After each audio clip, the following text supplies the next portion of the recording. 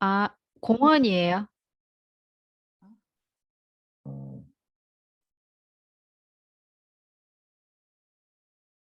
병원. 여기 화면이 보입니까? 예. 네. 네. 두 문 다씩 읽어주세요. 이 진화의 전체 모습, 해초에서 비롯하여 지상 세계의 주인이 되기까지 사람이 올라간 이야기는 정말로 학상의 투쟁을 겪고 지성이 살아남은 모험담이다. 사람의 시원 조상들은 글자 그대로 고대 내륙 바다의 광대한 해안선에서 완만하고 물이 따뜻한 만과 개펄에 있던 것, 대양 바닥에서 나온 끈적이요 흘러나온 물질이었다. 바로 그런 바다에서 생명 운반자들은 세 가지 독립된 생명을 유란시아에 심었다. 동물 비슷한 어중간한 유기체들을 낳은 그 획기적 변화에 참여한 초기 종류의 해양식물 가운데 극소수의 종이 오늘날 존재한다. 해면은 이 초기의 중간 종류 중에 하나가 살아남은 것이며 이 유기체를 통해서 식물에서 동물로 점진적 이동이 일어났다. 이 초기의 과도기 형태들은 현대의 해면과 동일하지 않지만 무척 그와 비슷했다. 그들은 참으로 이도저도 아닌 식물도 아니고 동물도 아닌 유기체였지만 궁극의 진정한 동물 형태의 생명이 발전하게 만들었다. 네, 여기 질문 있습니까? 어떤 동물이죠? 지금도 있으니까. 해면이 동물하고 식물의 중간 단계 해면? 볼 수 있나요? 중간 예, 여기서 중간. 해면을 대표적인 예로 들어놨는데 스펀지가 예, 해면, 해면은 스펀 구멍이 교수, 뚫리고. 스폰지가? 교수님 여기서 생명 운반자들이요. 예, 이 인자들을 그 우주에 이제 7조 개의 그 특정인 생명체들이 사는 구체들이 있잖아요. 네, 그래요. 그러면은 그 7조 개의 거의 그 생명체들에 대한 인자 거의가 진화 과정이라든지 어떤 지적인 생명체의 그 형태가 그 인자를 네, 물론 잠깐만요. 환경이 각 구체마다 다르겠지만 송 선생님, 소리가 네. 연결이 소리가 끊겨서 잘 안 들리거든요. 아 그래요? 네, 나갔다가 다시 한번 보세요? 보시면 어떨까요? 여보세요? 여보세요? 네, 나가셨다가 다시 들어오실 수 있어요? 예, 예. 예, 소리가 자꾸 끊기니까 다시 접속을.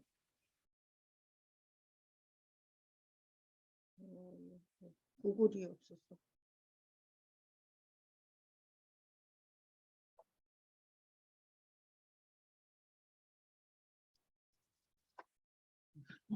전화가 어디 있어?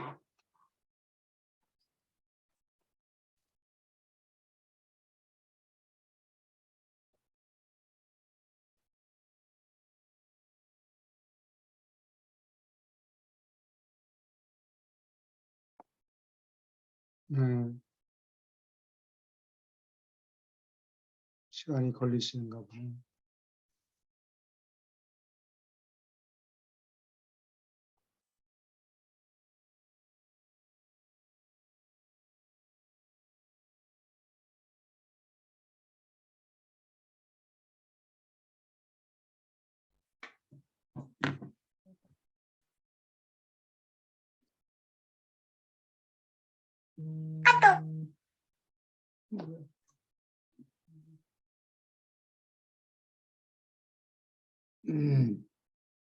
이런 게 해문이 있었는데.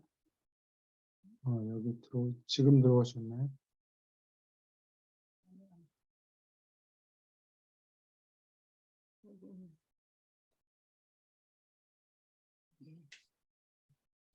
비슷하다. 이렇게 여보세요? 예, 잘 예, 들립니다. 잘 들리신가요? 예, 예. 예, 감사합니다.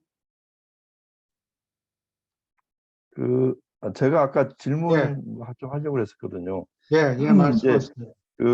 우주에 지금 7조 개의 생명체가 사는 지적인 생명체가 사는 구체가 있잖아요. 예, 근데 지구뿐만 아니고 다른 행성들의 구체의 성격이 다 달라서 뭐 무흡 존재들도 있고 여러 가지 형태가 있다고 하는데 예, 생명의 씨앗은 동일하게 가져오겠죠. 동일한 씨앗을 이제 7개 7조 개의 구체에 동일한 씨앗을 가지고 와서 어 얘네들이 진화와 발전을 해서 음, 지적인 생명체까지 진화를 하겠죠. 동일한 게 아니고 10개 행성마다 실험을 해야 되니까 그때마다 아, 예. 자기네들이 여태까지 쌓아온 경험에 비추어서 뭐 조금씩 수정을 하겠죠. 아, 그러면은 생명의 형질이 식물도 그렇고 동물도 그렇고 많이 다를 수 있겠네요, 그럼. 좀 달라질 거예요. 음. 아니, 우리도 처음에 어떤 식물적인 이런 이끼류의 인자를 가지고 와서 걔네들이 동물도 식물도 아닌 어떤 그런 형태에서 점진적으로 발전해서 오는 그게 결국 우리 이 사람에까지 이르렀는데 뭐 비슷한가 그런 걸 좀 여쭤보려고 저희 질문 드렸습니다. 예. 아마 미세한 생물 세포가 다 식물이나 동물이나 비슷하게 생겼겠죠. 예. 근데 여기서 식물에서 처음에는 식물만 있었는데 동물로 점진적인 이동이 일어나는 거는 동물은 빨리 움직여야 되니까 산소가 많이 필요해요. 막 달리고 음, 이렇게 빨리빨리 움직여야 되니까 그 에너지가 많이 필요한데 그러려면 산소를 써야 되거든요. 음, 그러면은 공기 중에 산소가 없으면은 동물이 나타날 수가 없는 거예요. 근데 초기에는 산소가 거의 없었는데 식물이 탄소 동화장. 동화작용을 하면서 산소를 자꾸 내뱉을 거예요. 그러니까 산소가 대기 중에서 어느 정도 수준까지 높아지지 않으면 동물을 만들어 놔봤자 숨을 못 쉬고 죽어버리니까 그때까지 기다려야 돼요. 그러니까 그게 몇십억 년이 걸리겠죠. 그래요? 네, 맨 처음에 제가 질문 드린 거는 예, 생명 운반자가 생명의 씨앗을 가지고 가는 게 있어요. 예, 생명의 씨앗 인자를 가지고 오는데 그 인자들이 그 구체에 따라서 어떤 경우 무흡 존재들도 있다면서요. 예, 네, 거기에 이제 적응해서 진화 발전을 할 것 같은데 예. 생명의 씨앗은 거의 동일한 씨앗을 가지고 오는지 그런 걸 좀 여쭤본 겁니다. 그, 아마 조금씩 고쳐야 될 거예요. 아, 이걸 그, 화학적으로도 고칠 수 있고 뭐 그런 모양이죠. 생물학적으로 예, 씨앗을 가져올 때 그 구체에 맞게 그 11곡성에 맞게 조금씩 예, 예. 고쳐가지고 오겠죠. 그 다음에 운반자들이 그 속에 들어가서 발동을 걸어요. 움직이기 음, 시작하죠. 예. 예, 예, 알겠습니다. 그 식물이나 동물 세포, 처음에 온 세포가 있으면은 그 세포가 분자나 원자로 따지면은 큰, 큰 덩어리일 거예요. 거기에 그거를 조직을 해가지고 여기에는 뭐 음식 먹는 거를 소화하는 지역, 여기는 무슨 뭐 물질을 쓰레기를 버리고 뭐 공기를 산소를 흡입하는 지역 뭐 이렇게 뭐 구조가 다 다르겠죠. 그걸 다 벽돌 쌓듯이 벽돌을 쌓듯이 이렇게 쌓아놓고 다 세포가 완성이 되고 난 다음에 생명 운반자들이 들어가서 발동을 걸어야 돼요. 그래야 무한한 영한테서 오는 생명의 불꽃이 운반자들을 통해서 오는 거죠.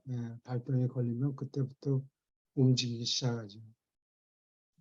그러니까 여기서 운반자들이 얘기하는 게 너희들이 아무리 애써봤자 세포 하나 생명을 만든 적은 없다. 언제까지라도 만들지 못한다. 이렇게 얘기하잖아요. 너희들이 누군데? 사람? 한국이 아니죠. 지구에 있는 과학자들이 아무리 뭐 날고 뛰고 그래도 생명 세포 하나 만들어내지 못한다. 생명은 자기네들이 구조는 만들어도 생명의 불꽃은 위해서. 무한한 영한테서 오는 거다. 오케이. 계속 읽어주세요. 박테리아는 대단히 원시적 성질을 가진 간단한 식물 유기체이며 생명이 초기에 시작될 때부터 거의 달라지지 않았다. 그들의 기생하는 행동은 어느 정도 퇴화를 나타내기까지 한다. 많은 곰팡이도 또한 진화에서 퇴화 작용을 대표하며 이파랑이 만드는 능력을 잃어버리고 다소 기생하게 된 식물이다. 병을 일으키는 대다수의 박테리아와 보조하는 바이러스 생체는 정말로 이 집단의 변질된 기생 곰팡이에 속한다. 중간에 끼어 있는 시대에 광대한 식물 생명 분야의 모든 것은 박테리아와 함께 같은 조상으로부터 내려왔다. 상급의 원생동물 종류의 생명이 곧 나타났고 갑자기 나타났다. 이 아득한 시절부터 아메바는 전형적 단일세포인 동물 유기체인데 이제까지 거의 달라지지 않고 내려왔다. 아메바는 그것이 생명의 진화에서 마지막이자 가장 큰 성취였을 때 한 것과 비슷하게 오늘날도 장난을 친다. 이 미세한 생물 및 그 원생동물 사촌들과 동물 세계의 관계는 박테리아와 식물계의 관계와 같다. 이것들은 생명의 분화에서 초기에 진화하는 첫 걸음을 대표하였고 또 후일에 발전하는 데 실패했다. 질문 있습니까?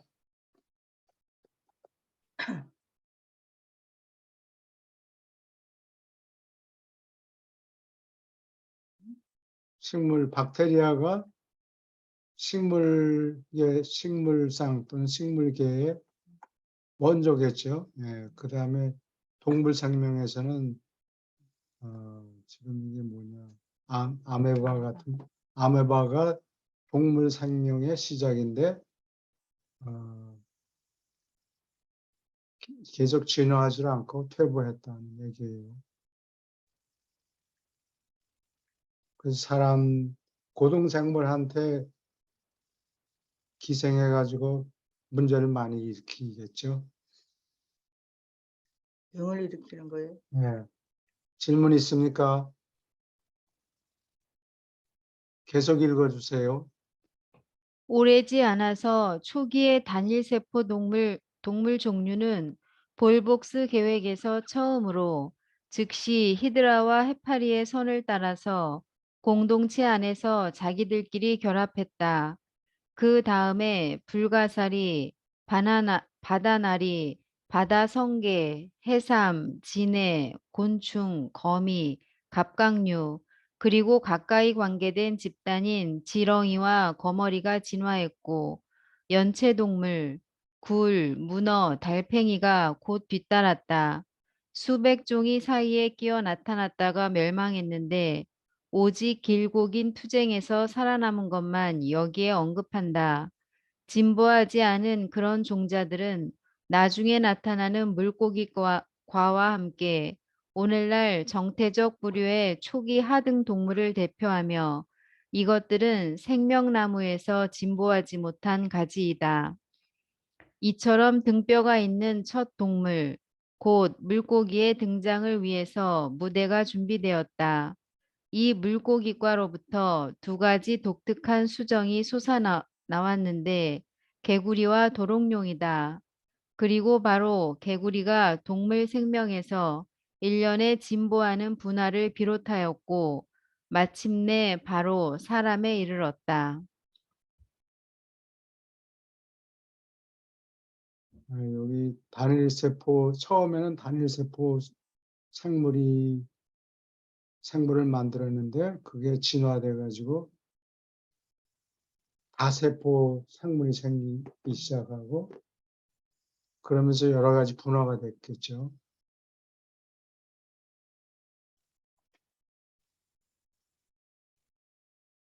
근데 이게 제일 큰 점프는 큰 돌연변이는 이 물고기가 등장한 거예요.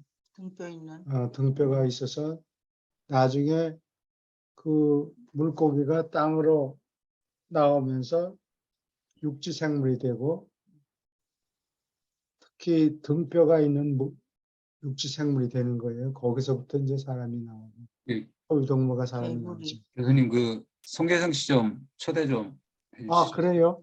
송계성 씨. 아, 예. 네트워크가 안 좋아가지고 나갔다가 다시 이제 접속하는 것 같아요. 그렇군요. 다시 들어오라 그러고는 안 한 거예요. 초대를. 아니야, 들어오셨는데 또 나가셨는가 봐. 들어오셨어. 얼굴이 나타났어. 말씀해 보세요, 송 선생님. 저 네트워크 상태가 안 좋아서요. 지금 나갔다 아, 들어왔어요, 다시. 예, 지금은 좋네요. 예. 그 잘정거 있는 길이 없어져서 그런 거 아닙니까? 아, 아니면 가을이 방향 자꾸 하나요? 가을이 자꾸 다가와서요. 예, 좀 방향성이 있는 거 아니에요? 랩탑을 방향을 이렇게. 지금 안 돼서요. 네. 도저히 안 돼서 저희 아파트가 좀 문제가 있는 것 같아요. 그래서 핫스팟으로 했습니다. 핫스팟으로. 네. 핫스팟으로 하니까 잘 나오네요. 야, 음, 찾아냈네요. 음. 감사합니다. 찾아내서. 아유, 제가 죄송합니다. 저 인터넷 사용하는 게 몇백 메가赫르츠라서 이거. 이게 작용하는 디스턴스가 거리가 짧다고 방향을 약간 틀고 그런 거. 5G로 했는데도 이렇게 잘 안 되네요. 이렇게. 그래서 핫스팟이 잘 되는데요. 핫스팟으로 하니까. 핫스팟. 그런 프로그램이 있는가 보지. 저기 휴대폰에 예. 휴대폰에서 작동시키는 게 있어요. 그러니까 인터넷이 안 되는 데는 이걸 뭐 산간이나 이런 데 들어가서 할 수도 있어요. 핫스팟으로. 그래서 이제 단세포에서 다세포 생물이 생기기 시작하고 거기서부터 지금 분화가 되는 거죠. 근데 어느 행성에 가더라도 사람 똑바로 걷는 사람을 엉거주춤하고 있으면은 이런 거. 엉거주춤한 자세는 두 손이 일할 수가 없다는 얘기예요. 그러면은 문명을 발전시킬 수가 없겠죠. 그래서 척추 동물이 돼야 되고 또 직립인간이 나타나야 돼요. 그때까지. 오래 기다려야겠네.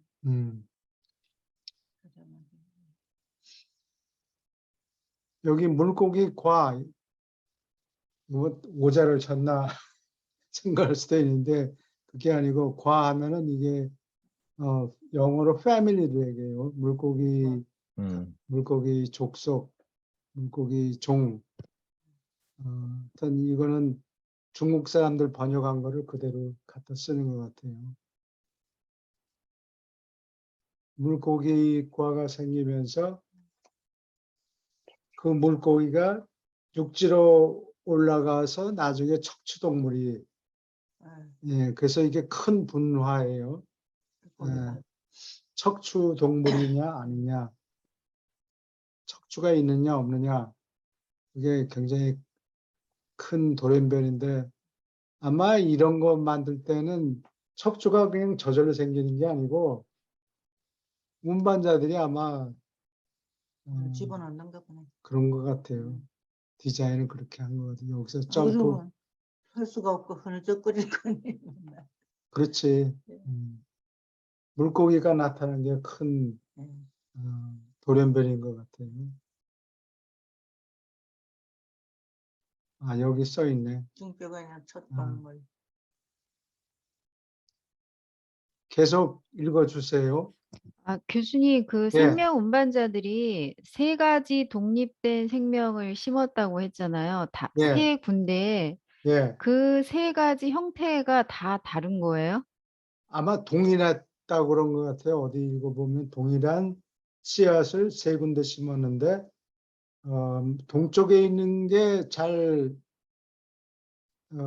발전하지 못하고 나중에 그래서 없애버렸죠. 자연재해를 이렇게 해가지고. 일으켜가지고, 예를 들어 자연재해가 뭐냐, 운석 같은 거 떨어지게 해서 그걸 싹 지워버린 거예요.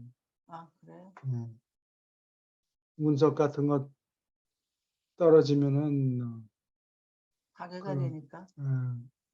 그 먼지가 확 일어나가지고 빛이 안 오고 빛이 안 비치고 생명체가 채소랑 동물이랑 다 죽어버리잖아요.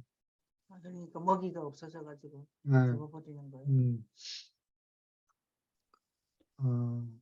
그 최초의 형태가 지금 살아있는 생명체 중에 어떤 거랑 제일 가깝다라던가 비슷하다라거나 하는 거는 자세히 기억이 안 나는데 중앙에 심은 게 있고 서쪽에 심은 거 있는데 그거 두 가지가 제대로 발전해 가지고 결국은 생명 육지 생명의 발전의 대부분이 이 두 생명체가 기여한 거라고 그래요. 동쪽에 있는 거는 잘 안 됐대요. 이게 동쪽에 있는 건 파괴되어 버리고 나머지 어. 두 군데 있는 것이 그 초기 생명체가 살아있다는 초기 걸 얘기하는 거죠. 생명체 두 개가 서로 섞이고 이래서 그게 변질이 뭐냐 되고, 그러죠. 그게 어떤 그게 뭐 박테리아? 흐느적거리고 뭐 끈적끈적이, 지렁이? 아니, 초기 생명체가 그런 거예요. 그러니까 단일 세포 심어놓은 게 두 개가 음, 진화가 제대로 돼가지고 나중에 고동생물이 나왔다. 아메바 이런 거. 예, 예, 그래요. 아메바가 이렇게 생겼네. 박테리아는 식물성이고 아, 아메바는 동물성 세포예요. 예. 곰팡이 이런 거는 중간, 이것도 아니고 저것도 아니고, 이게 지금까지 살아남은 거죠. 초기 예, 세포가. 동쪽하고 동쪽은 중앙하고, 아니, 동쪽은 잘 안 됐고, 서쪽하고 중앙에 있는 게 주로 기여를 많이 했다고 그래요. 질문 더 있습니까? 답이 다 됐는가 모르겠다. 오케이, 계속 읽어주세요. 개구리는 인류의 살아남은 조상들 가운데 가장 일찍 있던 것 중에 하나이지만 이것도 진보하지 못했고 그 아득한 시절과 무척 비슷하게 오늘날도 지속한다. 개구리는 지구의 표면에서 지금 살고 있는 초기의 원시 종족들의 유일한 조상종이다. 인류는 개구리와 에스키모인 사이에 살아남은 조상이 하나도 없다. 개구리는 파충류를 낳았고 파충류는 거의 절멸할 위대한 동물 과였지만 절멸하기 전에 색과 전부 그리고 포유동물에서 수많은 목을 낳았다. 네, 질문 있습니까?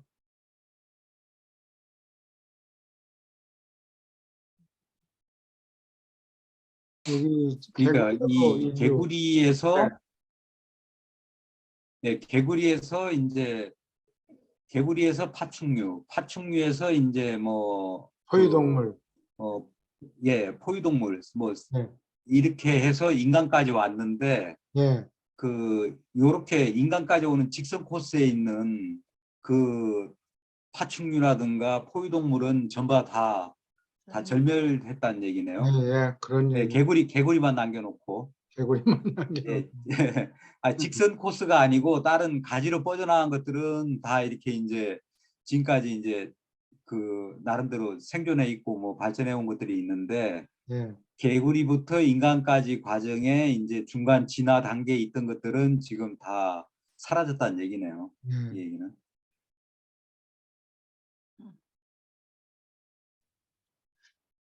개구리가 조상이니까 잘 모셔야 되는데. 개구리를 해야 많이 되겠네. 먹었는데. 개구리를 개구리만 군대 해도 있을 때 많이 먹었는데요. 등뼈가 있잖아요. 그 다른 그 비호흡자 세계에 가보면 이 척추동물이 아마 없는지도 몰라요. 다른데 비호흡가? 어. 그거 참 불편하겠네. 다른 데는 공기가 없으면 거기에 맞게 호파가 필요가 없고,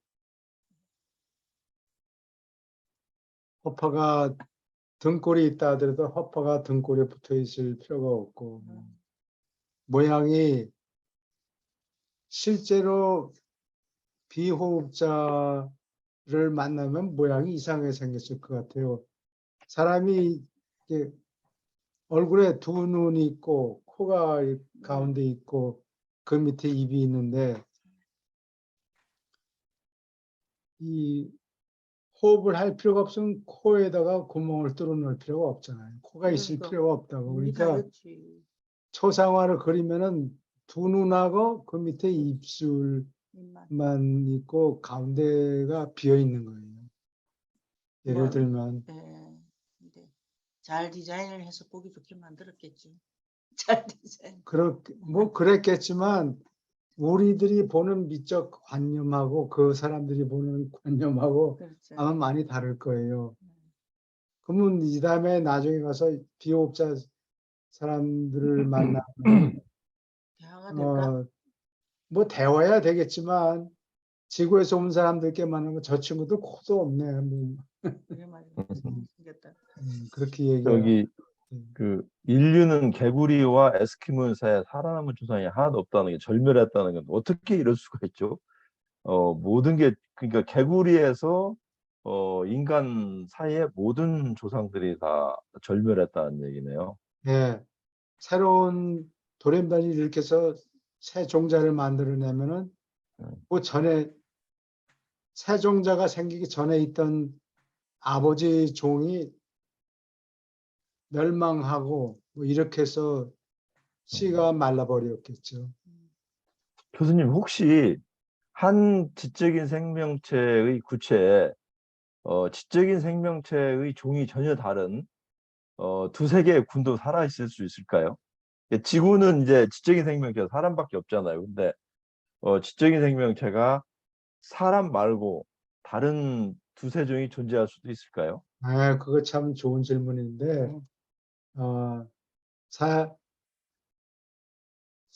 새를 통해서 파충류에서 새가 나오고 새 가지에서 포유동물이 아니라 지구처럼 포유동물이 아니라 새 날아다니던 새가 땅에 정착해서 인간이 되는 버드맨이 있는데 자유의지를 갖고 있으면 그거를 인간이라고 부르는 거예요. 그런 동물이라도. 네, 그래요. 그렇죠. 네, 자유의지를 갖고 있으면 인간으로 쳐주고 그렇지 않으면은 머리 계산이 빠르지 않고 느리면. 뭐 도덕적인 것을 생각할 머리가 나쁘면은 추상적인 음, 생각. 뭐 두뇌 세포가 별로 많지 않으면 그런 지적인 결정을 내리기가 힘드니까 인간이라고 안 치는 것 같아요. 안 쳤어요? 음, 다른 이 아담과 에브는 새를 타고 다녔잖아요. 예, 그래요. 아, 송 선생님께서 질문하신 건 예, 하나의 구체에 예를 들면 포유동물에 속하는 인간과 음. 조류에 속하는 인간 이렇게 두 종류의 인간이 같이 살 수 있는지 그거 여쭤보신 거 선생님. 만약에 아니에요? 둘 중에 네. 하나만 뭐든지 하나만 먼저 제가 한 세 종류나 다섯 종류도 있냐고 물어보려다가 여러 근데 종류가 있다가 경쟁을 해서 먼저 의지가 나오면 그게 사람이고 사람이고 나머지는 그냥 다 동물인데. 이상하게 생긴 동물이죠. 예, 도태가 다, 되겠죠 아무래도. 예, 그럴 가능성이 높을 것 같아요. 다 도태돼 버리는 것 같아요. 도태를 시키는 거예요. 이 그냥. 유라시아에서 그건 뭐 그 송계영 씨가 얘기한 것 같이 그렇게 이제 명확하게 이제 한 행성에 뭐 그 지적 생명체가 뭐 한 종류밖에 없다 뭐 이렇게 명시하고 있지는 않지만은 교수님 말씀같이 이제 한 행성에 지적 생명체가 한 종류밖에 그 없는 것 같아요. 제가 볼 때는 예, 이렇게 쭉 봐서 예, 예 그렇죠. 그럴 것 같아요. 네. 네. 둘이 싸우겠죠, 만약에. 뭐 새와 우리도 사람이 뭐 그 홍인 황인 뭐 이렇게 싸워서 결국은 뭐 저 천하 평정 두듯이 네안데르탈이 이제 없어지고 이렇듯이 그럴 수도 있을 것 같아요. 경쟁 체제였으면. 네안데르탈인처럼 그거는 사람이긴 사람이었는데 크로마�형인이 다 멸종을 시켰죠. 크로마뇽이니. 크로마뇽인은 프랑스 지역에 있다고 그래요. 크로마뇽이 무슨 도시인지 무슨 지역 이름인데 그 사람들이 네안데르탈인을 전부 멸종시켰어요. 멸종시켰죠. 네안데르탈인이 덩치가 크고 털이 많고 그리고 머리통도 굉장히 크대요. 근데 조그만 크로마뇽인들이 나타나가지고 다 때려잡은 거예요. 근데 계시 우리 친구 우리 동네 그 사람 뭐 그런 소리 하지 마세요. 자기 등에 아, 서양 사람들은 그 네안데르탈하고 좀 많이 섞여가지고 털이 많다고 그래요. 내 등엔 털이 많다 그러더라고. 그래서 좀, 오케이. 아, 계속 읽어주세요. 인간이 생기기 이전의 모든 진화에서 가장 큰 한 번의 비약은 파충류가 새가 되었을 때 일어났다. 오늘날의 새 종류, 독수리, 오리, 비둘기, 타조는 모두 아주 오래전에 거대한 파충류로부터 내려왔다. 개구리과에서 내려온 파충류 세계를 오늘날 네 가지 살아남은 문이 대표하는데 진보하지 않은 두 문, 곧 뱀과 도마뱀, 그리고 이들과 더불어 그 사촌, 악어와 바다거북이 있다. 어느 정도 진보하는 한 문, 곧 새과가 있고, 넷째는 포유동물의 조상이고 인간종의 직접 가계이다. 그러나 비록 떠난 지 오래되지만 지나가는 파충류의 큰 덩치는 코끼리와 마스토돈에서 메아리 쳤고 한편 그들의 특이한 형태는 뛰는 칸가루에서 지속되었다. 여기 질문 있습니까? 여기 공룡은 언급을 안 해놨네. 이게 나오겠지. 그 파충류 파충류가 공룡 얘기죠. 파충류. 예. 예, 이 파충류가 공룡인데 예. 큰 놈들은 먹이가 없어서 굶어 죽었고 조그만 파충류들은 살아남았는데 그것들이 새가 새가 됐다.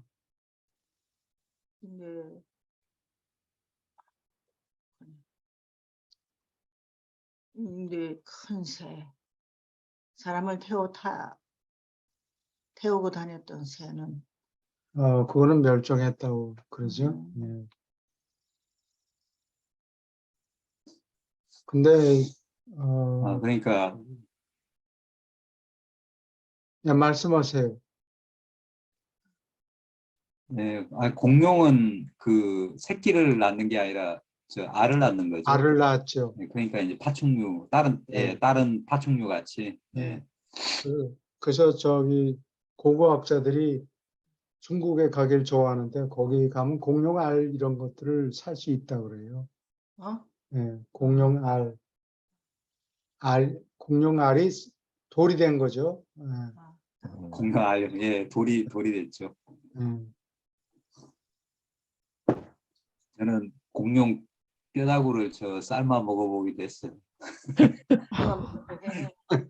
중국에서 가져온.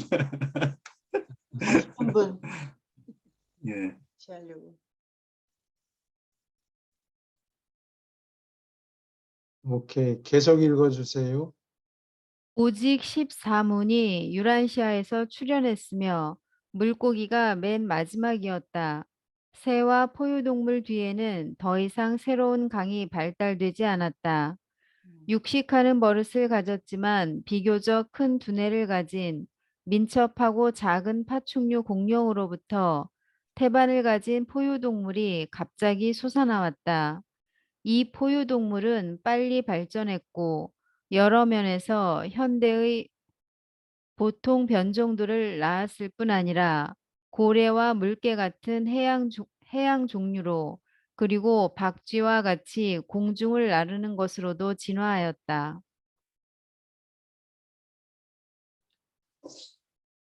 이것대로 하자면은 그 공룡으로부터 포유동물이 나왔네요. 네. 우리 저 공룡도 우리 조상의 어떤 가계도에 있는 거네요. 공룡도.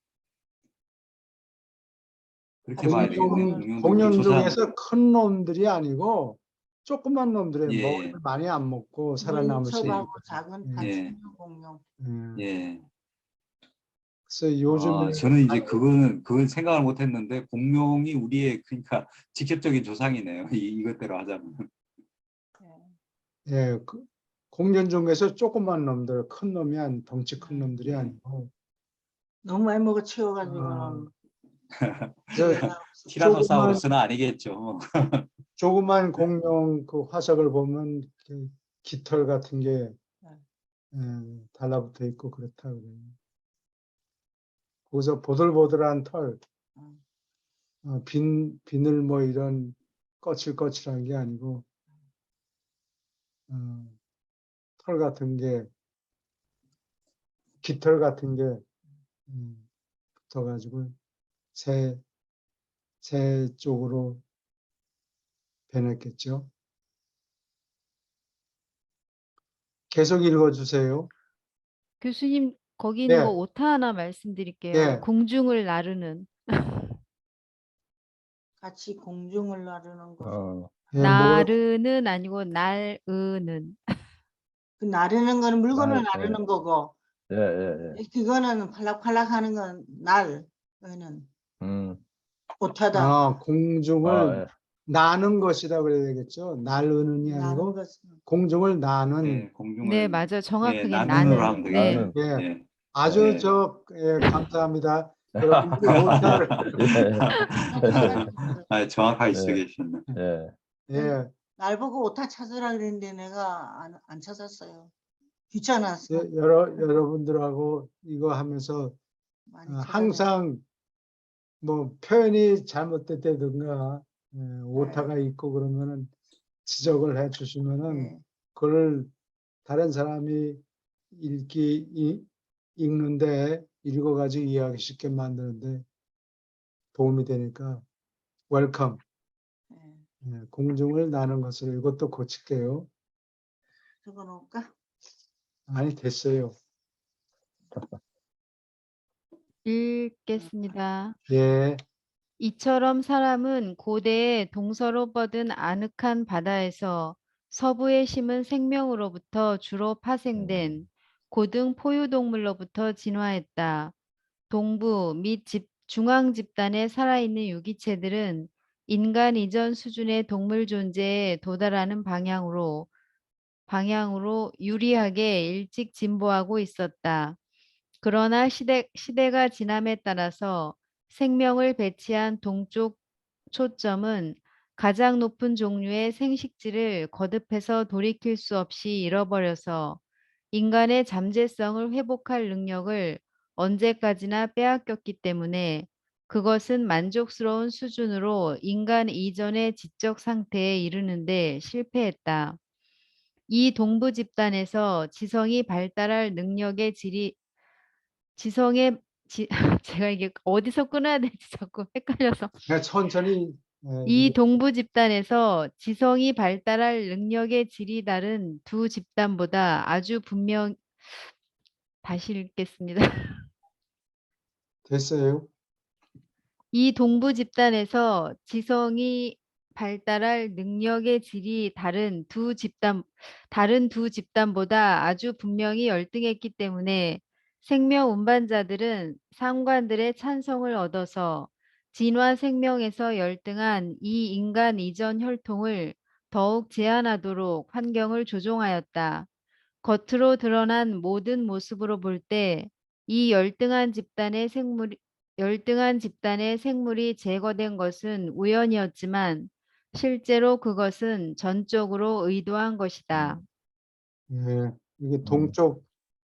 동부 집단에 심었던 세포가 동부에 심었던 세포가 발달한 거는 희망이 없어 보여서 자기네들이 없애버렸다. 어떻게 없애느냐? 음. 뭐 운석을 쏴서 그런 얘기는 없잖아요. 자세한 어떻게 했는가는 네. 얘기가 없지만 뭐 그런 식으로 예를 들면 그렇게 조정했다. 그 어디야? 소련 지방 북쪽에 보면 퉁구스라는 곳이 있대요. 거기에 옛날에 운석이 떨어졌는데 거기서 막 불바다가 됐겠지. 다 타버리고 동물들이 살아남을 수 없게 다 지워버린 거예요. 그런 예를 식으로. 들면 근데 그게 동쪽이에요. 지구에서. 동쪽에 심은 생명체에서 발전한 것들이 질이 멸렬해서 없애버렸다 그 얘기예요. 이것은 이러한 사건은 우리가 보면 이게 우연히 그렇게 됐네 라고 볼 수밖에 없지만 이건 자기네들이 다 계획해서 그렇게 만들었다. 그래서 6,500만 년 65 밀리언 이어져 보면 6,500만 년 전에 운석이 떨어져서 공기 속에 먼지가 막 폭발해가지고 사람들이 빛을 못 보고 동물들이 빛을 못 보고 굶어 죽었 식물도. 뭐 다 타 죽었다 뭐 이렇게 얘기를 하는데 이 책에는 이거 관련이 돼 있긴 하지만 이 책에는 그게 아니고 공룡은 굶어 죽었다. 덩치가 너무 크고 먹을 게 없어서 너무 많이 먹어 너무 치워가지고. 많이 먹어치워서 그리고 조그만 놈들이 살아남았다는 얘기죠. 그래가지고 조그만 놈들이 포유동물을 만들고 털이 생기기 시작하고. 질문 있습니까?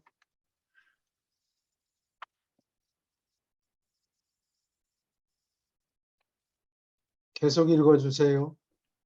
지능의 진화가 펼쳐지면서 나중에 인간종의 리머 조상은 다른 지역보다 북아메리카에서 훨씬 앞서 있었다. 따라서 그들은 생명을 심은 서부의 무대로부터 베링 육지 다리를 건너 해안을 따라서 남서아시아로 옮겨가도록 인도되었고, 거기서 그들은 줄곧 진화하고 중앙 생명 집단의 어떤 혈통이 더해짐으로 이익을 보았다. 이처럼 사람은 어떤 서부 및 중앙 생명 혈통으로부터 그러나 중앙에서 근동에 이르는 지역에서 진화했다. 이 방법으로 유라시아에 심은 생명은 빙하 시대까지 진화했고 그때 바로 사람이 처음으로 나타나서 행성에서 파란마는 생애를 시작했다. 빙하 시대에 원시인이 땅에 이처럼 나타난 것은 단지 우연이 아니라 계획하여 생긴 일이다. 빙하 시대의 혹독함과 가혹한 날씨는 엄청난 생존 자질을 가진 튼튼한 종류의 인간의 생산을 촉진하려는 목적에 맞게 모든 면에서 조정되었다. 예, 이 빙하 시대도 사람들을 훈육하느라고 만들어 놓은 자기네들이 다 개선해서 만들어 놨다는 얘기예요. 근데 교수님, 예, 여기에 그 저기 그 서부지대, 뭐 중앙지대, 동부지대 이렇게 얘기하는데 예, 이걸로 보면은 서부지대는 북아메리카 있는 쪽인 것 같아요. 생명의 씨앗이 심어진 서부 지역은요. 근데 이게 동부 지역이나 중앙 지역은 어디로 봐야 될까요? 아, 글쎄요, 그거는 난 생각해 본 적이 그게 여기 정확한 언급이 없죠. 이 책에 네, 정확한 그 이 논문에 어딘지는 없죠. 예. 씨를 세 군데 심었는데 동부 거는 생겼지. 예. 동부 거는 잘 관리가 안 됐고 그래서 중앙하고 서부 쪽에 있던 종자를 섞어 가지고 발달시켰는데 그 발달된 지역은 동부 지역이다. 그러니까 그게 아메리카, 북아메리카? 북아메리카에서 아니야, 그게 아시아인 것 같아요. 거기서 리모 같은 종류가 아시아에서 예. 이모가 중앙 지역은 아마 저 아시아인 것 같아요. 그게 이제 뭐 아프가니스탄의 고원지대에서 이제 그 안동과 폰타가 이제 이렇게 그 생겨났듯이 아마 그 근처 그쪽 아시아 있는 그쪽이 중앙지대인 것 같아요. 근데 서부지대는 아마 아메리카인 것 같고요. 서부가? 네, 그러면 동부를 어디로 봐야 되는지. 서부라는 게 이게 아메리카인 것 같아요. 이게 예, 서부가 베링하고 붙어 있어야 되거든요. 서부라는 게 예, 왼쪽이든지 예, 다른 쪽이든지 그러니까 서부 예, 베링 육지 다리를 건너서 그러니까 아시아로 옮겨갔다. 그러니까 서부 아메리카에서 베링 육지 다리를 건너서 아시아로 갔다 이렇게 봐야죠. 예, 예, 예. 서부가 아시아인 것 같아요. 서부가? 예, 아니 그러니까 서부가 아메리카. 아니, 북아메리카. 서부가 서부가 아메리카인 것 같고요. 네. 아시아가 예, 그러니까 서부에서 이제 중앙이 아시아인 것 같고, 그러면 네. 동부는 저 유럽 쪽이라고 봐야 될까요? 나머지가 그렇죠. 예. 예, 여기 미국하고 한국 차이나까지 약 6천 마일이고 그다음에 뉴욕에서 유럽까지가 3천 마일이에요. 2배나 거리가 멀어요. 여기가 아시아. 예. 그러니까 유럽 지역에 심었던 씨앗은 별 볼 일 없었고 어떻게? 이게 이제 제가 왜 이제 예, 이런 생각을 아시아와 갖게 아메리카 되냐면은 우리가 예, 통상 알고 있는 예, 우리가 이제 동쪽 하면은 그 우리가 이제 서쪽 하면은 유럽으로 생각을 하고 동쪽 하면은 아시아 특히나 이제 우리 쪽을 이제 그 한국 있는 쪽을 이게 이제 동쪽이라고 생각을 하잖아요. 극동 지역이라고 하잖아요. 예, 근데 여기 유라시아에서 나오는 그 이렇게 그 지형을 가리키는 거는 이게 이제 바뀌어져 있는 것 같아가지고요. 예, 좀 이게 좀 헷갈렸어요, 이것이. 예, 그래요. 예. 예, 근데 그 기준이 반대인 것 같아요. 그 기준이 언급하는 저기 메소포타미아 그쪽 거기 중동을 기준으로 해서 동쪽 서쪽이 이루어졌나요? 그 중심점 어디 기준점이 있을 거 아니겠어요? 그거 위에서 글쎄요. 어디를 중심으로 이런 얘기를 했는지는 분석을 아마 해야 될 거예요. 근데 지금까지 얘기하신 게 대체로 맞는 것 같아요. 서부라는 것은 베링하고 연결이 돼 있다는 얘기 아니에요. 예, 예. 그렇게 해서 베링 다리를 건너서 아시아까지 연결됐다. 그래서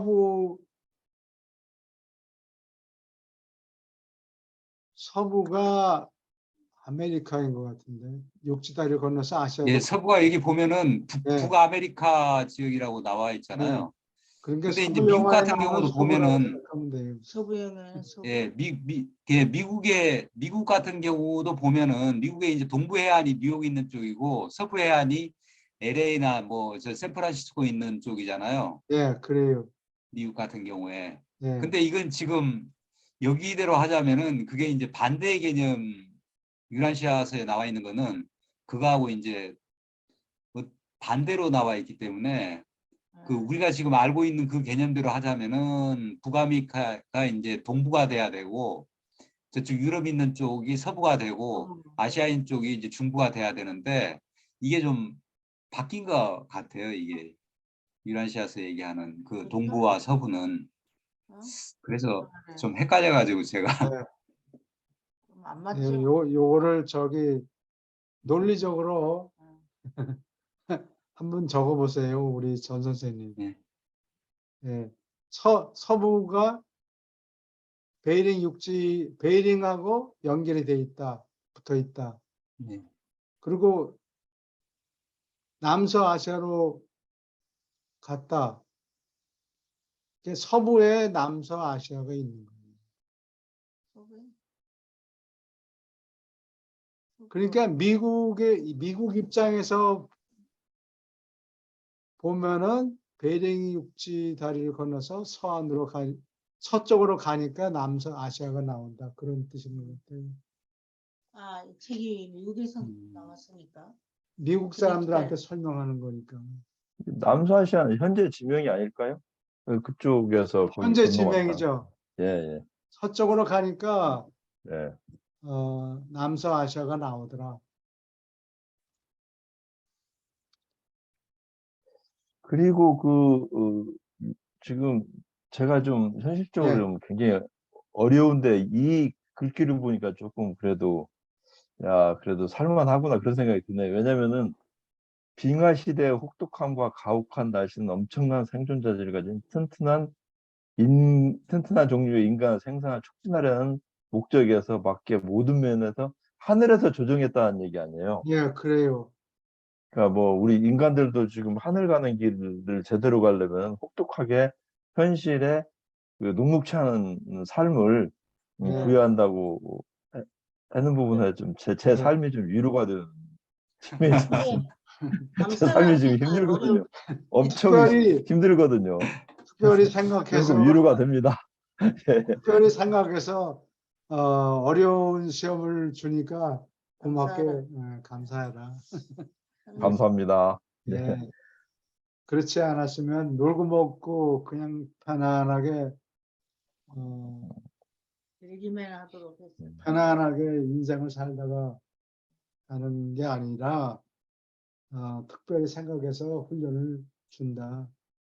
그러니까 인류가 시작되면서부터 이렇게 어떤 각본과 구조를 조정하면서 예, 오늘에 이르렀구만요, 이게요. 예. 좀 추위를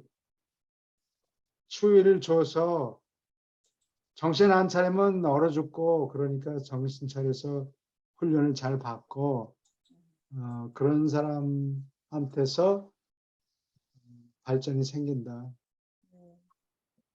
그런 얘기예요. 우리는 너무 고생하는 사람들인가? 좀. 아, 그리고 너무 지나치게 감당하지 않을 아, 만한 그래서 고생은 만들어 된다. 놓지 않아요. 견딜만 할 정도로 훈련을 앞으로 570생도 좀 계속 그럴 것 같아요. 평평하지만 않을 것 같아요. 진짜 감사하면 근데 저는 이 견디면서 산다는 것 자체가 너무 힘든데 어떡하죠? 그렇죠. 여기서 견디는 위로를 즐기고 받으시라니까요. 싶은데 왜 견뎌야 할까요? 근데 우리는 저기 경제사도 공부하는데 1810년대 영국에서 영국 그 아일랜드에서 패민이 생겨요. 포테이토 패민이. 그래서 100만 명이 넘게 굶어 죽었어요. 그래서 수많은 사람들이 아메리카로 와요. 그 아메리카에 온 영국 노동자들이 일주일에 얼마나 일했는가 하니 한 일주일에 100시간을 일했어요. 일주일에 100시간? 일주일에 100시간. 그리고 아프리카에서 온 흑인 노예들도 100시간 일했어요. 하나는 자유민이고 또 하나는 노예인데 받는 돈이 좀 달랐다 뿐이지 일하는 시간은 마찬가지였어요. 요즘에는 일주일에 일하는 시간이 뭐 35시간, 40시간밖에 안 되잖아요. 한국에는 토요일까지 일하다가 몇 년 전에 바꿨죠. 토요일 날 놀도록. 그래서 지난 20세기만 해도 국민소득이 평균 세계 국민소득이 4배 이상 올라갔어요. 지금? 그래서 옛날 사람들이 고생한 거고 지금 사람들이 과로했다고 얘기하는 거고는 차이가 많네. 차이가 굉장히 많아요. 그리고 나는 옛날 사람들이 돈을 얼마큼 벌었나 마이클란젤로, 레오나르도 다빈치 이런 사람들이 돈을 얼마나 벌었나 뭐 계산해 보니까 1년에 뭐 11,000, 2만 불이 채 안 너무 돼요. 가난한 거. 예. 그 귀족들만 임금이나 이런 사람들은 잘 먹고 잘 살았을지 모르지만 그 밑에서 일하는 사람들은 아무리 지금 르네상스의 대가라고 해도 큰 돈 못 받았어요.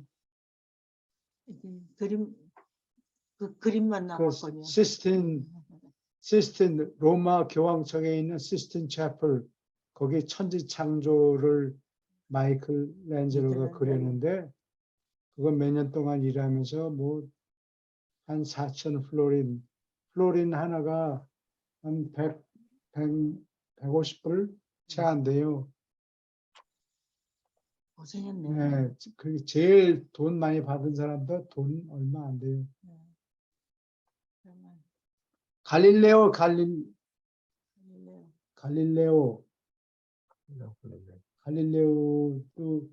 1년에 1000플로린에 100 곱하기 140이면 14만 불.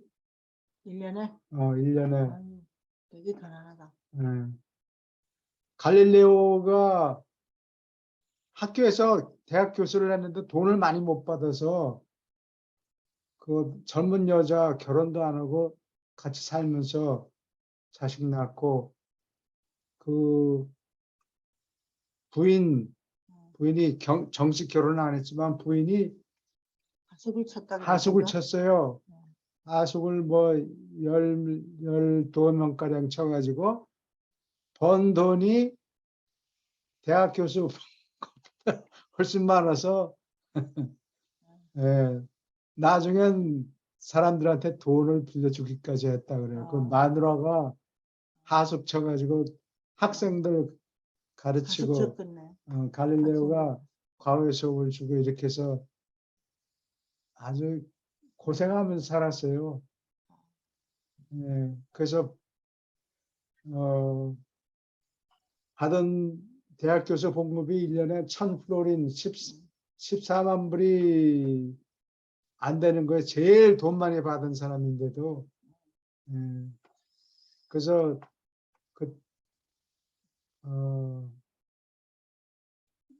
대학에서 유명한 대학이 뭐 피사 대학인지 파도와 대학인지 모르겠는데 돈을 1,000플로린을 봉급을 주겠다. 우리 학교에 와서 가르쳐라 그랬는데 거기를 안 가고 메디치가에서 초대해서 거기로 가는데 봉급이 얼마냐?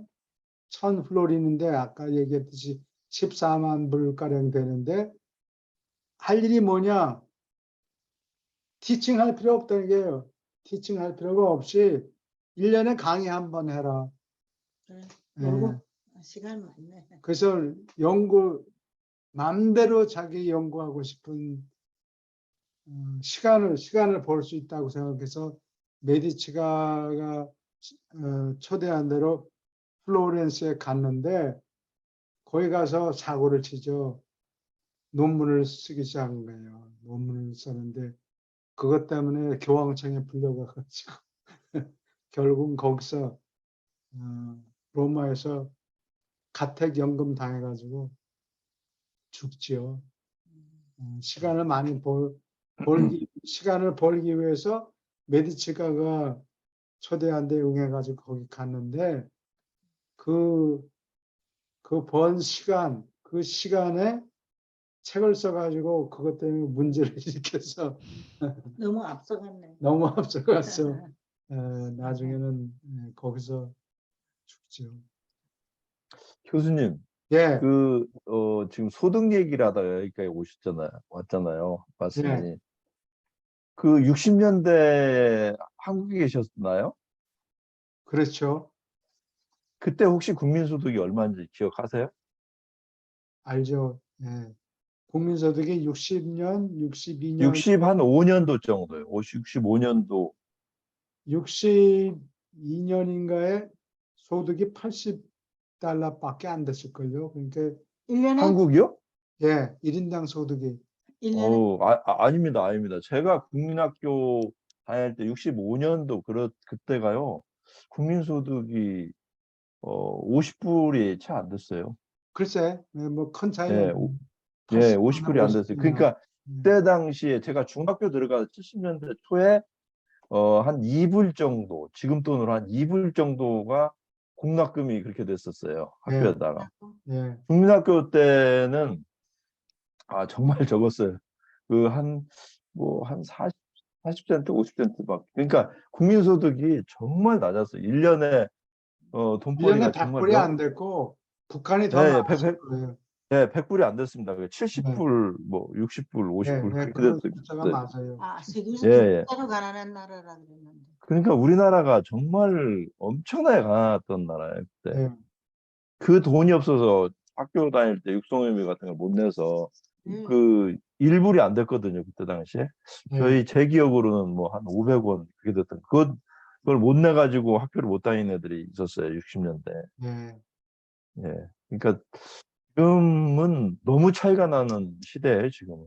그렇죠. 한국이. 예. 그때하고는 뭐 박정희 대통령이 경제 발전, 예, 그렇습니다. 그게 엄청 계획 컸죠. 거기에 성공해가지고 예, 대혁신이 일어난 거죠, 예. 그때부터. 이분들은 보리밥 먹으면서 살았다 그랬던데. 박정희 대통령. 그때 혼식이 저희 때는 도시락을 한 3분의 1 정도 못 사왔어요. 국민학교 때. 아, 그래서 예, 옥수수죽 배급 주고 그랬거든요. 그래요? 예, 6, 7년 되면서 빵이라는 걸 나눠주기 시작했어요. 빵. 점심에. 근데 그 전까지는 옥수수죽 거기가 배급 나오고 그랬어요. 시골이에요? 64년 시골이죠, 시골. 부산은 시골입니다. 달랐는데. 예? 부산은 그렇게 가난하지 않았어요. 도시락 못 사오면 애들이 없고 그래서. 64년쯤에 학생이 72명이었고. 내가 대학 예, 들어가 맞습니다. 저희 때도 72명이었어요. 국민학교 때 72명. 라면도 나오고. 음. 오케이. 예수님 편으로 넘어갈까요? 예수님 편이 예. 어딘지 기억나십니까? 195편의 7장이요.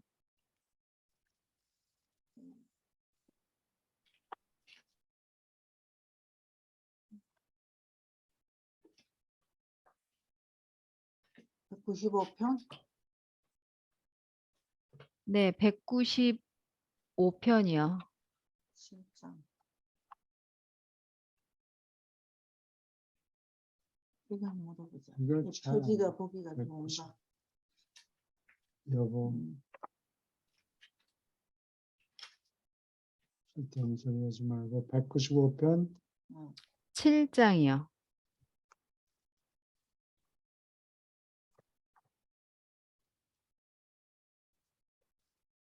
예, 어느 분이 읽으시겠습니까? 네, 제가 읽겠습니다. 예, 도문단 씨. 7. 유물론의 취약성. 물질적으로 생각하는 사람이 기계론적 우주론처럼 그렇게 허약한 이론이 참된 종교를 몸소 체험하는 광대한 영적 자원을 그에게 빼앗도록 버려두는 것은 얼마나 어리석은가. 결코 사실은 진정한 영적 믿음과 언쟁하지 않지만 이론은 그럴 수도 있다. 과학은 종교적 신앙, 영적 실체와 신성한 가치를 믿는 인간의 신앙, 종교적 신앙을 없애려고 애쓰기보다 미신의 마수에 전념하는 것이 좋다. 종교가 사람에게 영적 면에서 해주는 것을 과학은 사람에게 물질 면에서 해야 한다. 인생을 보는 시야를 늘리고 인격을 키우는 일이다. 참된 과학은 참된 종교와 오랜 다툴 일이 없다. 오래 다툴 일이 없다. 과학적 방법은 다만 물질적 모험과 물리적 성취를 재는 지적 척도일 뿐이다. 그러나 물질적이고 온통 지적 성질을 가졌기 때문에 과학적 방법은 영적 실체와 종교적 체험의 평가에 도무지 쓸모가 없다. 질문 있습니까? 과학과 종교가 만나는 점이 없단 말이죠. 예, 하나를 가지고 다른 거를 평가할 수 없다. 그런 얘기예요. 이게 또 다르게 얘기하면은 과학은 관찰하고 observable, verifiable, 입증할 수 있고 확인할 수 있고 재할 수 있고 다시 되풀이할 수 있고 그런데 이건 오브젝티브한 거예요. 객관적으로 그렇게 할 수 있다는 얘기고 종교적 체험은 주관적이죠. 그러니까 남한테 보여줄 수가 없는 거예요. 그러니까 서로가 거의 상관이 없어요. 만나는 점이 없어요. 근데 이제 과학자들은 과학적인 증거가 없으면 그게 존재하는 거를 인정을 안 하려고 그래요. 질문 있습니까? 예. 그 과학하고 철학적인 토대가 있기 때문에 그 오늘날 종교는 있지만 과학계는 어떻게 마음을 담을 수가 없잖아요. 과학 속에서는 마음과 영적인 쪽을 담을 수가 없기 때문에 그렇죠. 종교하고 어떻게 비교를 할 수가 없죠. 예. 네. 근데 물리학자들이 주로 착각을 한다고. 그러니까 물리학 열심히 하는 사람들은 뭐 블랙홀이 어쩌고 빅뱅 뭐 이 얘기하고 증명할 수도 없고 대답을 못해. 요즘에는 빅뱅 이론이 틀렸다 하고 나오죠. 예. 빅뱅 이론이 틀렸다는 게 증명이 나왔어요. 잘못된 거는 아무리 유명한 과학적인 사람이 거는 증명을 하되 그 증명이 절대적인 게 아니고 누구든지 반증할 수 있는 자료를 갖고 나오면은 그때 번복하면 돼요. 예, 그 이론이 틀렸다. 라고 나중에 번복할 수가 있어요. 증명을 가져오면. 반대 증거가 없는 한은 그냥 증명을 믿어주는 거예요. 네, 그런 과학적인 자를 가지고 영적 체험을 가늠할 수가 없는 거죠. 계속 읽어주세요. 현대 기계론자의 모순은 이렇다. 이것이 단지 물질적 우주이고 사람이 겨우 기계라면 그런 사람은 자신이 그런 기계인 것을 전혀 알아볼 수 없고 마찬가지로 그런 기계인간은 그러한 물질 우주가 존재하는 사실을 도무지 의식하지 못할 것이다.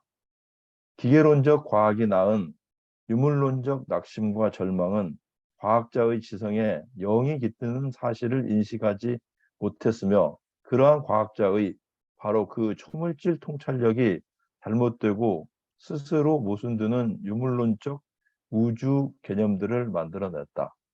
영원하고 무한한 파라다이스, 가치, 곧 진리, 아름다운, 선의 가치는 여러 시공 우주에서 현상이 일어나는 사실에 감추어져 있다. 그러나 이 영적 가치를 찾아내고 헤아리는 데는 영에게서 태어난 필사자가 믿음의 눈으로 보기를 요구한다. 어쩌고 들어가야 됩니까? 아니.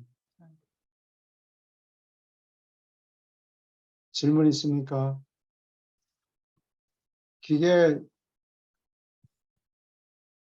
기계로는 물질적인 것을 만들어 놓으면 거기에 지성이 달라붙는다 이렇게 생각하는 것 같아요.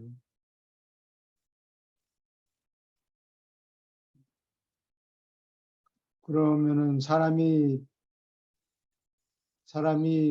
기계라면은 자기가 기계인지 아닌지 판단할 수가 없죠. 기계가 그걸 어떻게 알아요?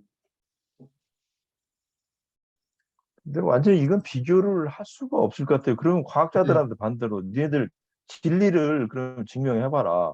아름다움을 증명해봐라. 선을 재봐라. 이러면은 걔네들은 전혀 대답을 할 수가 없는 영역 자체가 물리적인 영역하고 초월적인 영역하고 네. 어떻게 할 수 없기 때문에 형이 화학적인 부분을 가지고 형이 화학을 비교할 수도 없고 견줄 수도 없을 것 같아요.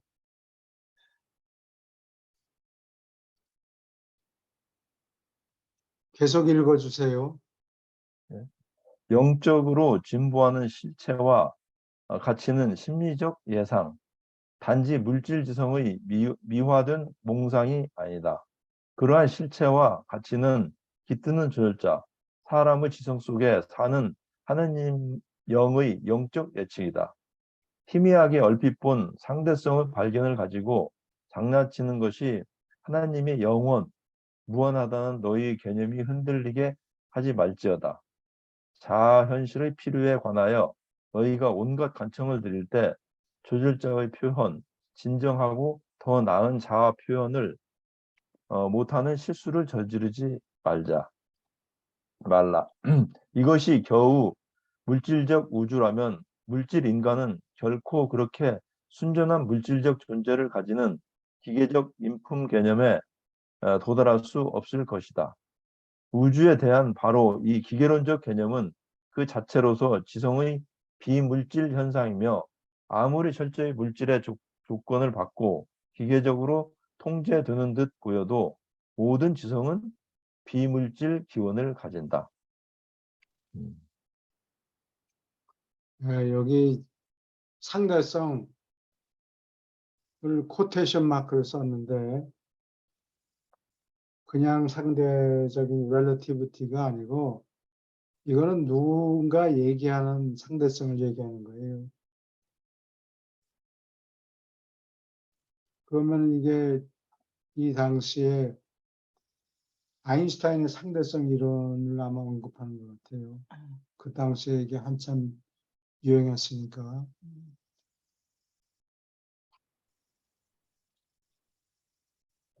1920년?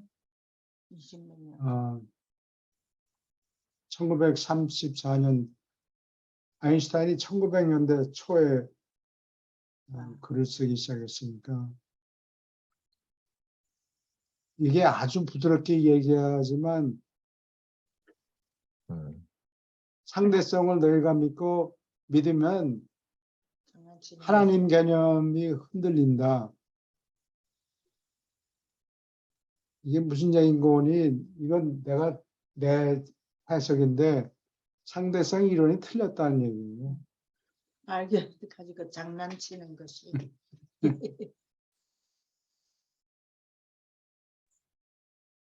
상대성 이론이 틀렸다는. 네. 상대성 이론에 따르면 물질이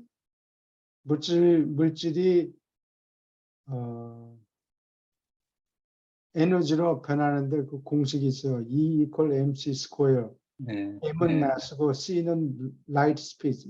1초에 30만 킬로미터. 그 스피드의 스퀘어, 제곱. 그래서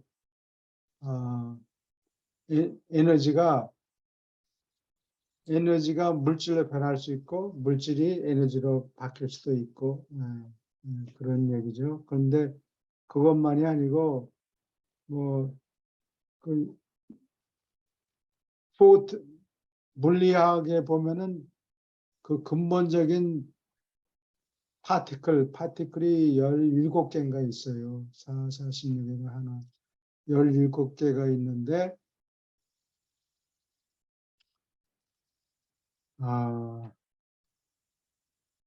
포톤, 그 중에 하나가 포톤이에요. 포톤이 무게가 없대요. 근데 이 책에는 포톤이 무게가 있다. 얘기하는 거예요. 그래서 중력의 영향을 받는다.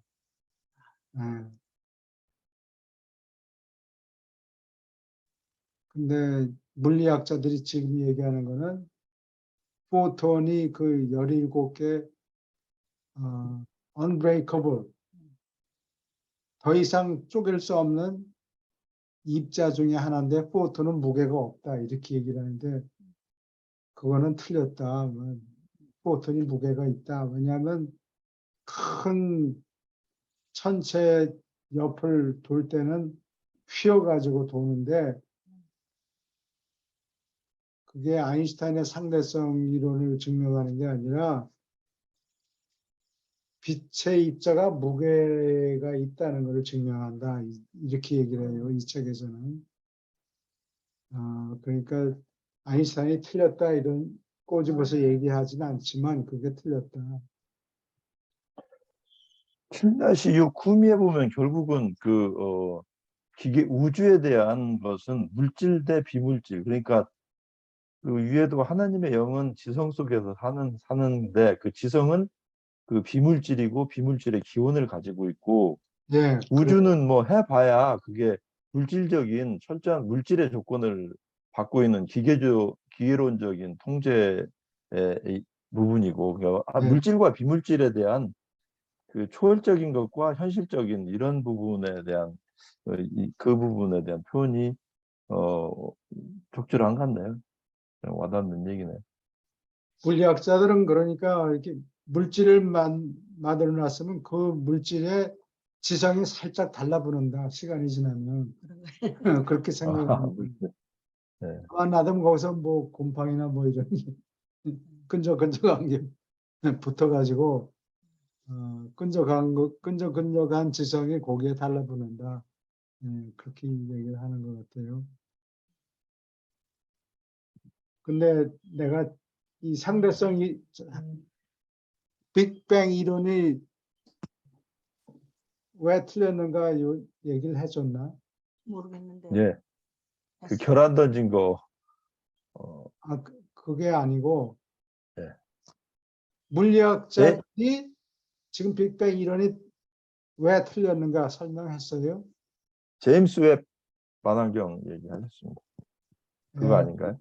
네, 제임스 웹 망원경을 가지고 찍은 거 보니까 이게 온 우주가 13.5 billion years old.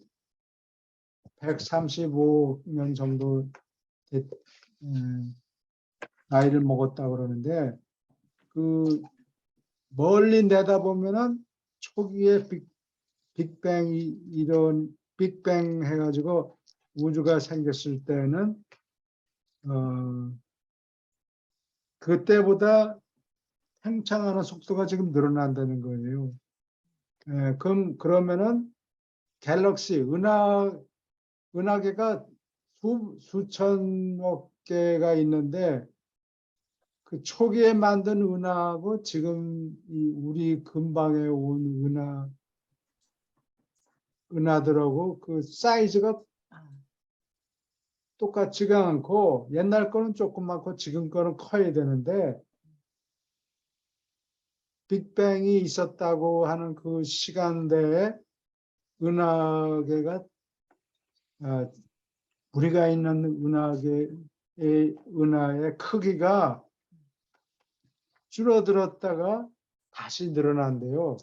그 빅뱅 시간 가까이 가면은 이론하고 다르다 이거예요. 빅뱅 이론에 따르면은 그게 계속해서 은하의 크기가 은하의 지름이나 반지름이 점점 커져야 되는데 지금 여기서 제임스 웹 망원경을 가지고 보니까 우리 옆에 있는 은하의 사이즈는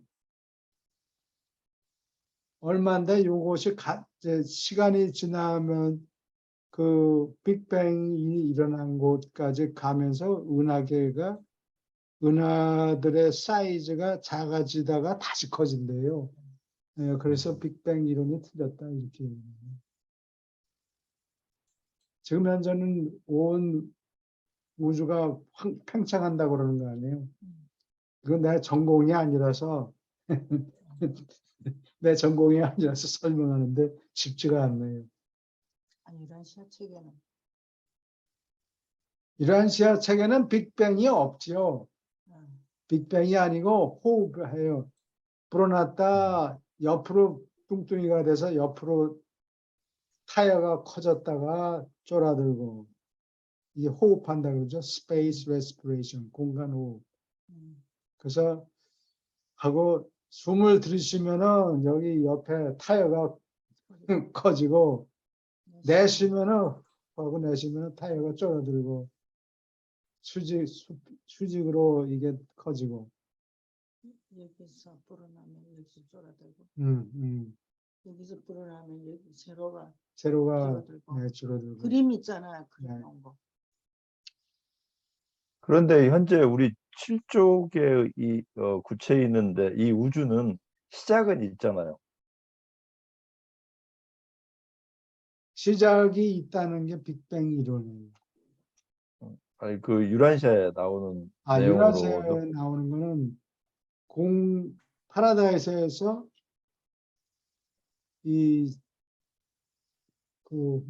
총우주 건축가들이 네. 저 벌판에 아무것도 없는데 나가서 우주에 예. 물론 무제한 절대자가 에너지를 밭에 심죠. 심고 난 다음에 총우주 건축가들이 나가서 발동을 하거든요. 오케이. 계속 읽어주세요. 좀 올려주세요. 좀 더 내려야 되는가? 어딘가. 조금 더 내려주십시오. 심리적 예상 여기 5할 차례인가요? 네, 아니요, 그럼 아까 거기 아니거든요. 예, 73.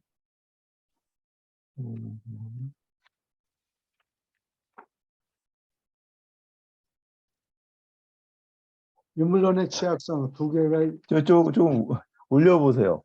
예, 전형을 만들었다. 눈으로 더 올려보세요.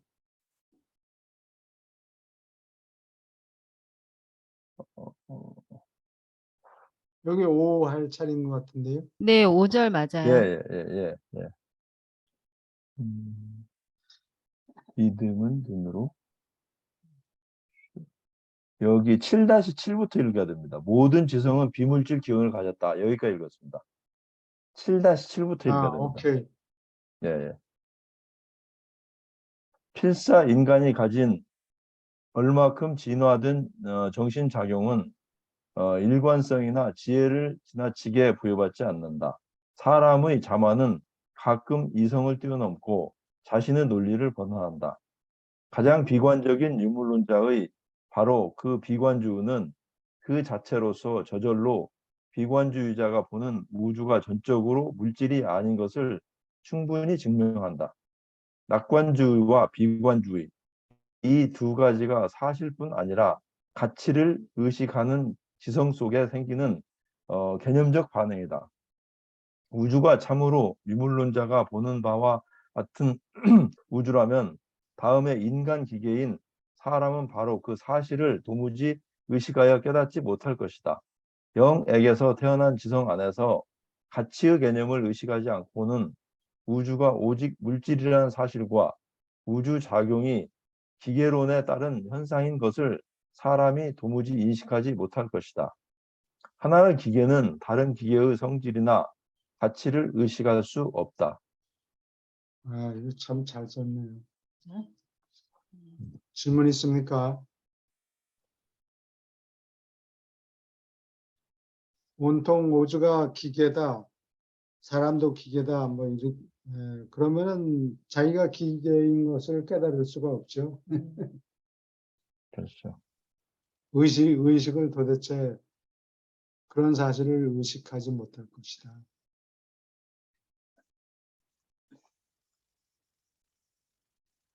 그러니까 이게 태초부터 이렇게 기계 사람의 몸이 어떻게 될 거를 알고 지적인 인간이 태어날 거 알고 그런 사람을 만들기 위해서 더 척추도 만들고 미리 만들어 놓고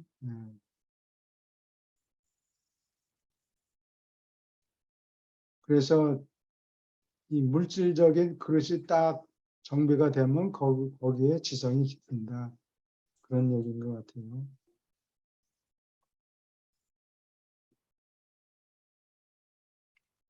질문 있습니까?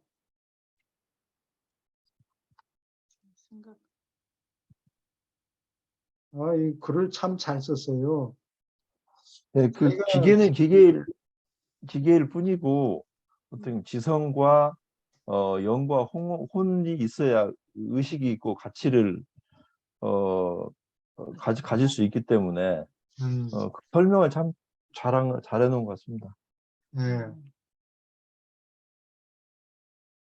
근데 물리학자들은 이런 거를 과학적인 방법 얘기를 하면서 도대체 귀를 기울이려고 하질 않아요. 그들이 연구를 너무 많이 하기 때문에 기도할 시간이 없어서 그런 것 같아요. 기도할 시간이 없어. 네. 사람의 혼이 있느냐 물어보면 혼이 없다. 혼이 어디 있느냐? 보여줘라. 혼이 있다는 과학적인 증거를 보여줘라. 사진을 찍든 뭐를 하든 비디오를 찍든 할 수 없으니까. 가져와라. 그렇게 하니까 그런 건 할 수 없잖아요. 그러니까 혼은 존재하지 않는다. 그러면 막말로 너희 아버지가 계시지? 그래요. 너희 아버지가 너의 아버지라는 것을 어떻게 과학적으로 증명하느냐? 그 증명이 안 돼요. 비디오 찍어놓은 거 있어. 어릴 때 누가 뭐 옆에 왔는지 아버지가 왔는지 그 사람이 당신 아버지인지 어떻게 아느냐? 당신 어머니인지를 어떻게 아느냐? 사진 찍어놓은 거 있느냐? 없는데요. 그러면 어떻게 과학적인 증명이 있느냐? 요즘은 할 수 있잖아요.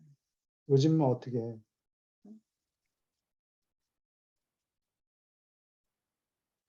남이 얘기하는 거를 믿어줄 수밖에 없다니까.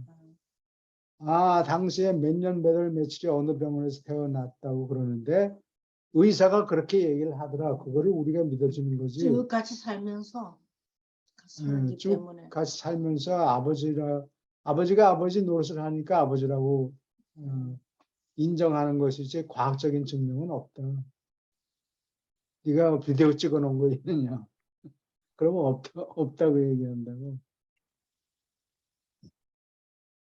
요즘은 있잖아요. 과학적인 증거라는 게 대부분이 옆에 있는 사람들이 증언하는 걸 믿어주는 것에 불과하다고.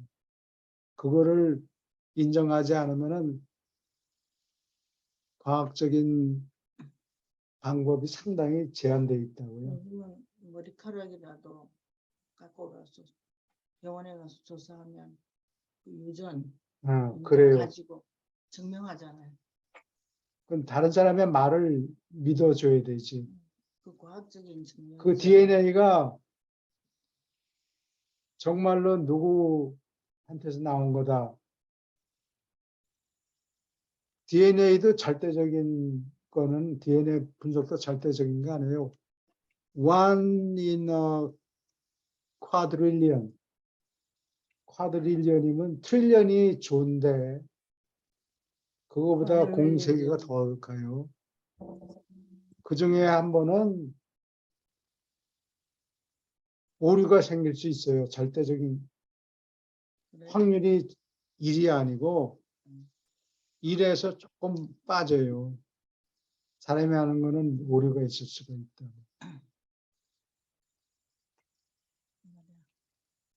엄마가 딴 남자하고 관계에서 낳은 아들인데 어떻게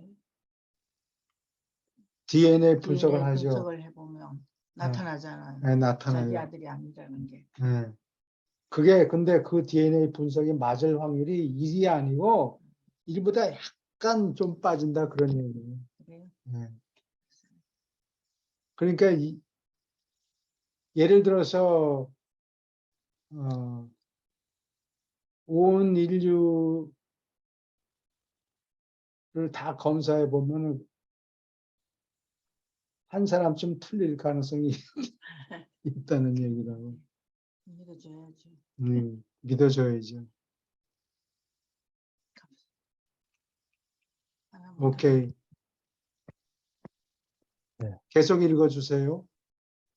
생명과 우주에 대한 기계론적 철학은 과학적일 수 없으니 이는 과학이 오로지 물질과 사실만 인식하고 다루기 때문이다. 철학은 불가피하게 과학을 초월한다. 사람은 자연 속에 있는 물질적 사실이지만 사람의 생명은 지성의 통제 속성과 영의 창조 성질을 나타내니까 자연의 물질 수준을 뛰어넘는다. 사람이 기계론자가 되려고 진지하게 노력하는 것은 그 사람이 지능과 도덕 면에서 자살하려고 쓸데없이 노력하는 비참한 현상을 나타낸다. 그러나 사람은 그렇게 할 수 없다.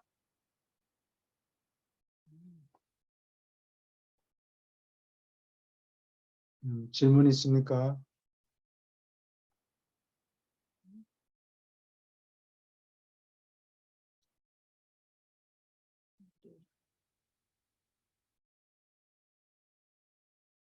계속 읽어주세요.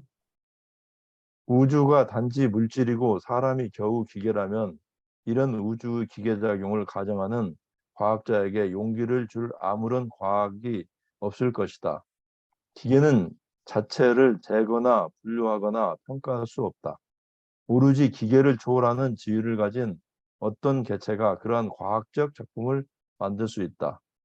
우주 실체가 겨우 하나의 광대한 기계라면 다음에 사람은 그러한 사실을 인식하고 그런 평가로부터 통찰력을 의식하기 위해서 우주 바깥에 우주와 따로 떨어져 있어야 한다.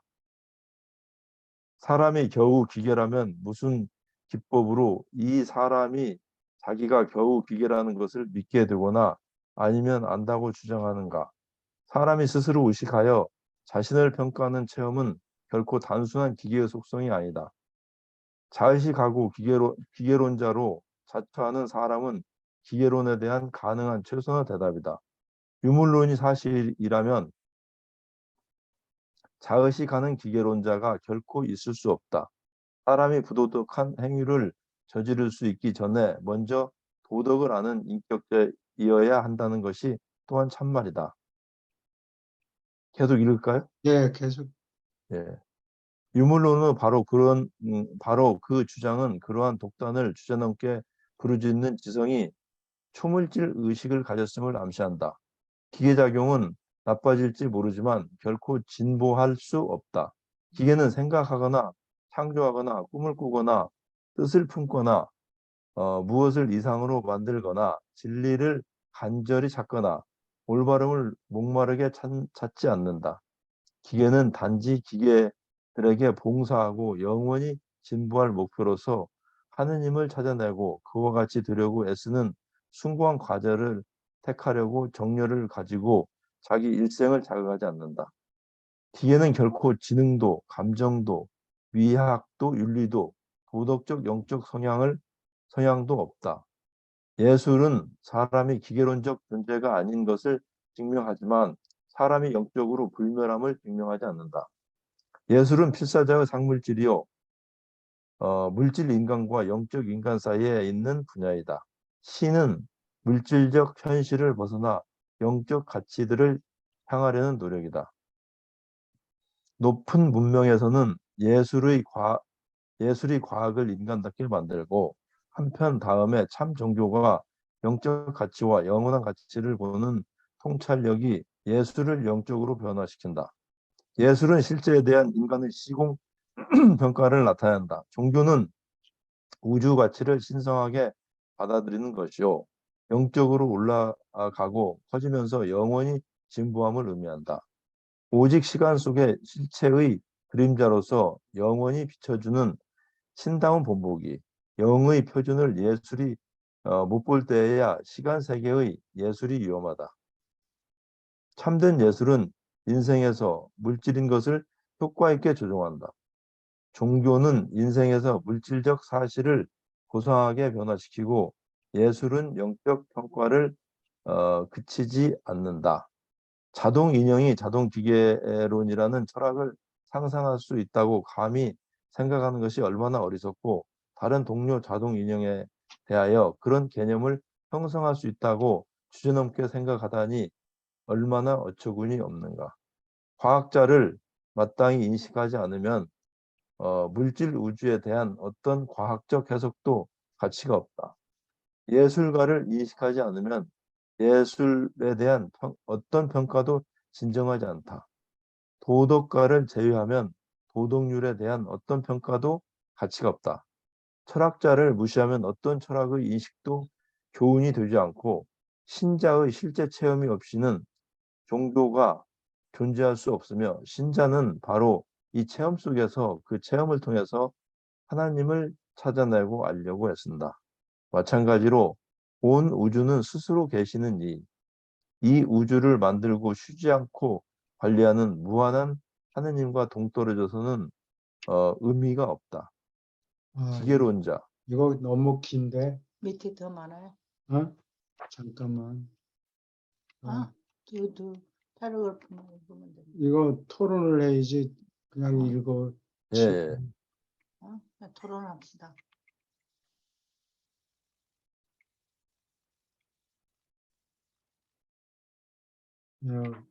여기까지 이거 너무 긴데. 질문 있습니까? 여기부터 잘라.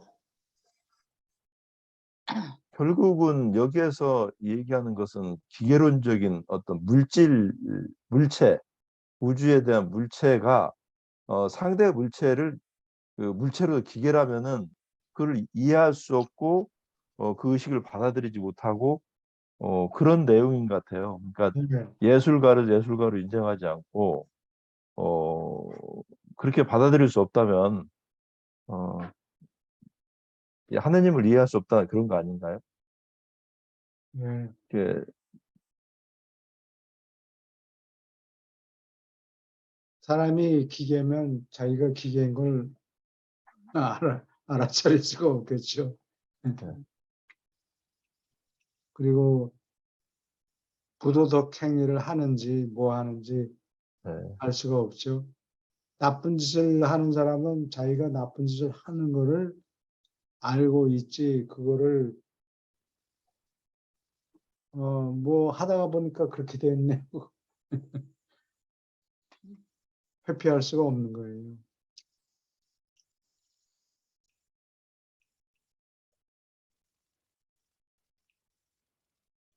여기까지 질문 있습니까?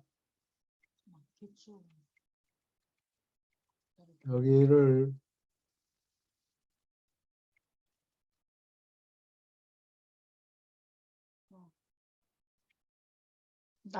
다음 주에 다음 주에 분석해 나가고 어, 읽어가지고 네, 질문을 만들어 오세요.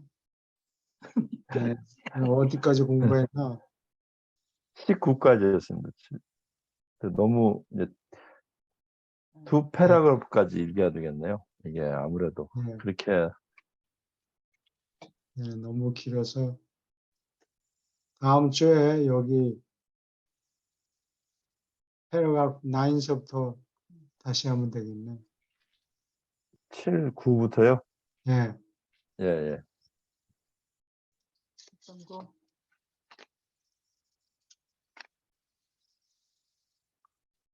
7.9부터 7.9부터 다음 주에. 여기까지 일반적인 질문 있습니까? 아니면 요 구절에 대해서 질문 있습니까?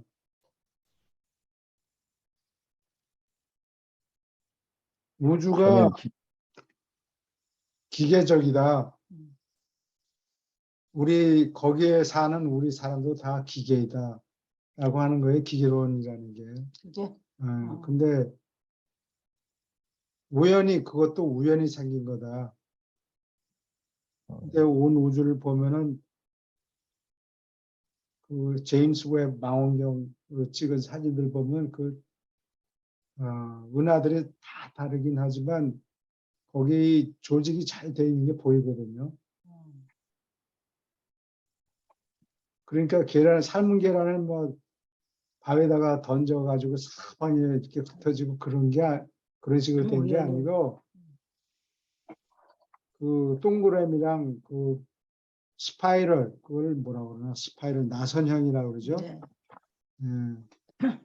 조직이 잘 돼 있어요. 그걸 보면 이거를 누가 텅 터지지 않고 의지를 가지고 누가 잘 조절을 하는구나 하는 걸 깨달아야 돼요.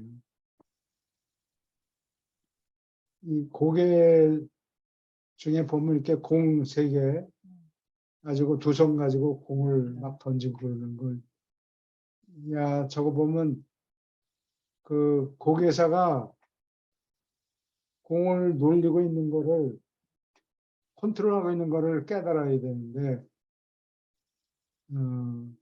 사람이 까만 옷을 입었다고 해서 안 보인다고 그래서, 공이 저게 우연히 저렇게 돌아가는가 보다, 이렇게 착각하면 안 되죠. 질문 있습니까?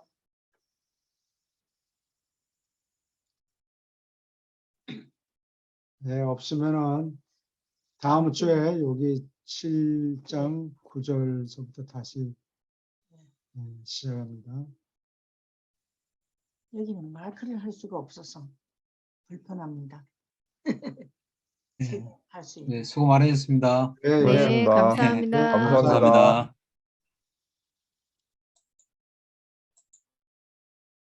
이제 봅시다. 네.